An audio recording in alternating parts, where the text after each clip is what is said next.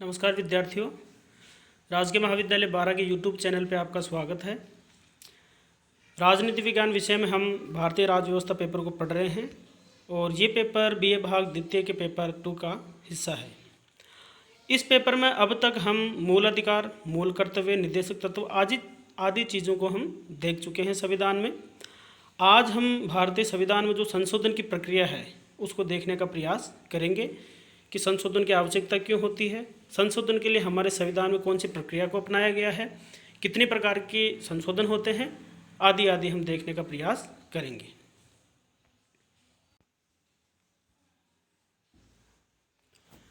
तो विद्यार्थियों, भारतीय संविधान में जो संशोधन का प्रावधान है वो संविधान के भाग 20 में किया गया है, जिसमें अनुच्छेद की बात करें तो अनुच्छेद 368 में ये प्रावधान है और संविधान के अनुच्छेद 368 में संशोधन की प्रक्रिया भी है और संविधान संशोधन की शक्ति भी है।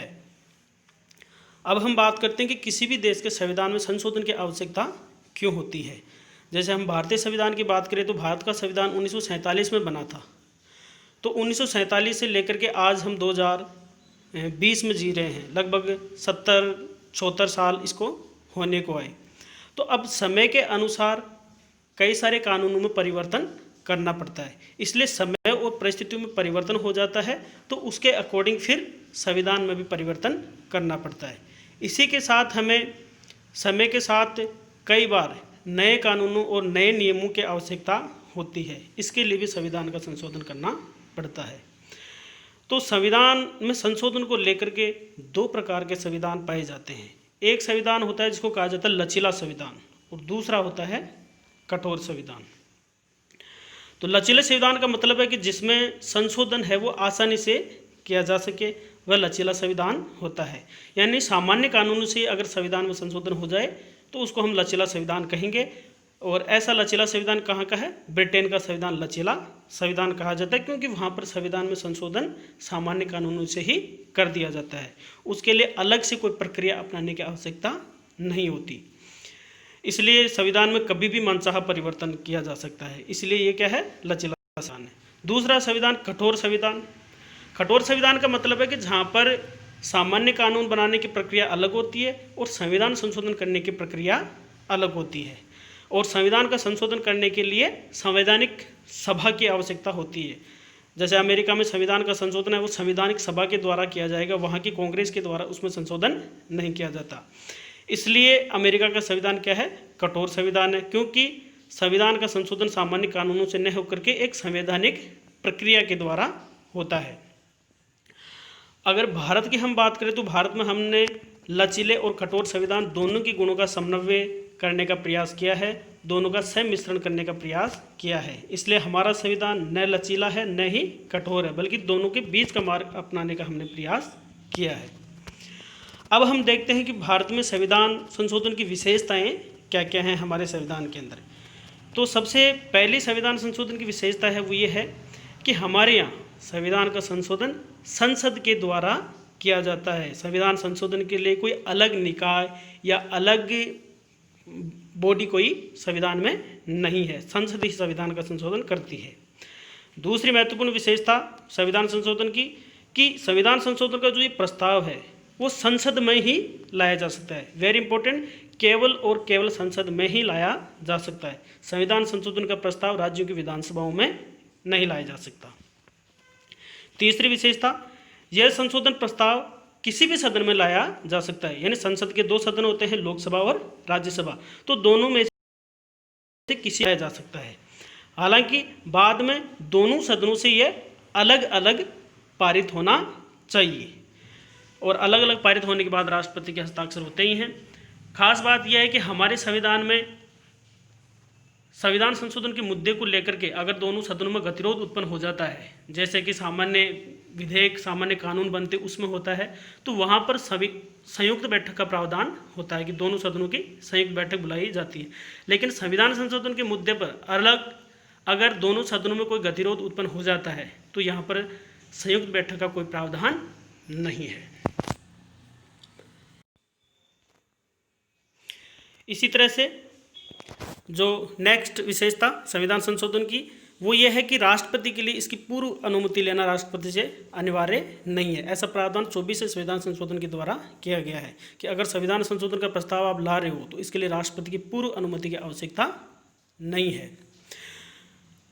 हाँ, राष्ट्रपति की पूर्व अनुमति की आवश्यकता नहीं है। और दूसरा, 24वें संविधान संशोधन के द्वारा यह प्रावधान किया गया कि अगर संविधान संशोधन प्रस्ताव दोनों सदनों से पारित होकर के राष्ट्रपति के पास हस्ताक्षर के लिए जाता है तो राष्ट्रपति के लिए यहाँ पर देना अनिवार्य कर दिया गया है 24वें संविधान संशोधन के द्वारा। जिस प्रकार से राष्ट्रपति सामान्य विधेयकों को पुनर्विचार के लिए लौटाता है, वैसे यहाँ पर राष्ट्रपति पुनर्विचार के लिए लौटा नहीं सकता है संविधान संशोधन विधेयक को। इसी प्रकार से 8वीं जो विशेषता संविधान संशोधन की है वो ये है कि संविधान संशोधन का जो तीसरा प्रकार है जिसमें विशेष बहुमत और आधे राज्यों की सहमति की आवश्यकता होती है, तो इसमें आधे राज्यों की सहमति की आवश्यकता भी होती है। अब हम देखते हैं हमारे संविधान में संशोधन के 3 प्रकार कौन कौन से हैं। तो पहला है वो है सामान्य बहुमत से संशोधन, दूसरा है विशेष बहुमत से संशोधन, और तीसरा जो संविधान संशोधन का तरीका है वह है विशेष बहुमत और आधे राज्यों की विधानसभाओं की सहमति।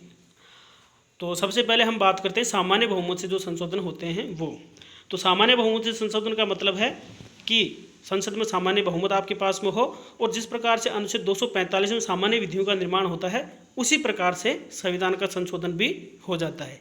इसको संविधान में हमने संक्रमणकालीन प्रावधान के तहत रखा है और इसीलिए इनको संविधान संशोधन की श्रेणी में गिना नहीं जाता है। जिस प्रकार से हम संविधान संशोधन होते हैं 22वां, 23वां, 100वां, उस तरह से इस सामान्य बहुमत से जो संशोधन होते हैं उनको उस कैटेगरी में हम गिनते नहीं, इसीलिए कुछ लोग इनको संवैधानिक संशोधन मानते भी नहीं हैं। तो सामान्य बहुमत से जो संशोधन होता है वो कौन कौन से प्रावधान हैं, उनमें है जैसे नए राज्यों का निर्माण करना है या नए राज्यों का भारतीय संघ में प्रवेश करना है, इसी तरह से राज्यों के नाम और सीमाओं में परिवर्तन करना है, और राज्य विधानसभाओं का निर्माण करना है या राज्य विधान परिषदों का निर्माण करना हो या विधान परिषदों को हटाना हो। इसी प्रकार से दूसरी अनुसूची में जिसमें कि वेतन भत्तों से संबंधित है, दूसरी अनुसूची जो विभिन्न संवैधानिक पद हैं उनके लिए वेतन और भत्तों का उसमें प्रावधान किया गया, उसमें अगर कोई परिवर्तन करना हो तो वो भी सामान्य बहुमत से ही हो जाता है। इसलिए आपने देखा होगा कि जो संसद सदस्यों के या राज्यों की विधानसभाओं के जो वेतन भत्तों में परिवर्तन है वो ये लोग आसानी से माननीय विधायक या सांसद लोग कर लेते हैं, वो इसी के तहत होता है क्योंकि इसके लिए संविधान संशोधन करने की आवश्यकता नहीं होती। इसी प्रकार से संसद में कोरम में अगर परिवर्तन करना हो, कोरम को बोलते हैं गणपूर्ति, और कोरम है 1/10 सदस्य, जिसका मतलब है कि अगर संसद में या किसी भी सदन में 1/10 से कम सदस्य उपस्थित हैं तो फिर सदन की कार्यवाही नहीं हो सकती। इसलिए अगर अभी वर्तमान में 1/10 जो कोरम है उसको अगर परिवर्तित करना हो, उसमें और कोई किसी भी तरह का कोई परिवर्तन करना हो तो वो इसी के तहत होता है। फिर संसद सदस्यों के विशेषाधिकार है, संसद में अंग्रेजी भाषा का प्रयोग का मुद्दा है, उच्चतम न्यायालय की जो अधिकारिता में वृद्धि करना हो या कमी करना हो, राज्य विधानसभाओं या संसद के चुनावों से संबंधित कोई परिवर्तन करना हो, परिसीमन करना हो या 5वीं और 6वीं अनुसूची में कोई परिवर्तन करना हो, ये सारे के सारे जो परिवर्तन है वो संसद सामान्य बहुमत से कर सकती है। इसके लिए इनको ये संविधान संशोधन है वैसे तो, लेकिन इनको संविधान संशोधन में गिना नहीं जाता है। अब महत्वपूर्ण बात, संविधान संशोधन में किसको गिना जाता है? संविधान संशोधन में 2 प्रकार के संशोधन होते हैं, उन्हीं को संविधान संशोधन में बेसिकली गिना जाता है। एक है विशेष बहुमत से संशोधन और दूसरा विशेष बहुमत के साथ जिसमें आधे राज्यों की विधानसभाओं की सहमति की भी आवश्यकता होती है। अब हम देखते हैं दूसरे प्रकार का संविधान संशोधन जो कि विशेष बहुमत से है। तो इसमें हम देखते हैं विशेष बहुमत क्या है। तो विशेष बहुमत के 2 मतलब होते हैं और ये दोनों शर्तें एक साथ पूरी होनी चाहिए। विशेष बहुमत का मतलब है कि कुल सदस्य संख्या का बहुमत, यानी कुल सदस्य संख्या का बहुमत का मतलब है कि टोटल जितनी सदस्य संख्या है उसका आधे से ज़्यादा। इसके अतिरिक्त इस शर्त के साथ दूसरी शर्त यह भी पूरी होनी चाहिए कि उपस्थित और मत देने वाले सदस्यों का 2/3 बहुमत, यानी इस प्रकार के विशेष बहुमत से ये प्रस्ताव पारित होना चाहिए और दोनों सदनों से अलग अलग ये प्रस्ताव पारित होना चाहिए। उसके बाद दोनों सदनों से अलग अलग पारित होने के बाद ये राष्ट्रपति के पास जाता है, राष्ट्रपति इस पर हस्ताक्षर कर देते हैं, तो ये फिर संविधान संशोधन हो जाता है। अब हम देखते हैं कि विशेष बहुमत से संविधान के कौन कौन से भागों में संशोधन किया जाता है, यानी संविधान संशोधन की जो दूसरी विधि है विशेष बहुमत से संशोधन वाली, उसमें संविधान के कौन कौन से भागों का संशोधन किया जाता है। तो इसमें मूल अधिकार है, निर्देशक तत्व है, यानी भाग 3 भाग 4 के जो प्रावधान है उनमें अगर संशोधन करना हो, इसी के साथ जो पहले जो तरीका है वो और जो तीसरी श्रेणी जिसमें संशोधन होता है, इन दोनों श्रेणियों में जो शामिल नहीं वो सारे के सारे संशोधन विशेष बहुमत से ही फिर होते हैं। यानी आप यूँ कह सकते हैं कि संविधान के मेजॉरिटी पार्ट का संशोधन विशेष बहुमत से किया जाता है, श्रेणी 2 से किया जाता है। अब हम देखते हैं संविधान संशोधन का तीसरा प्रकार या तीसरी श्रेणी जो है विशेष बहुमत, इसके साथ साथ राज्य राज्यों की सहमति की जिसमें आवश्यकता होती है।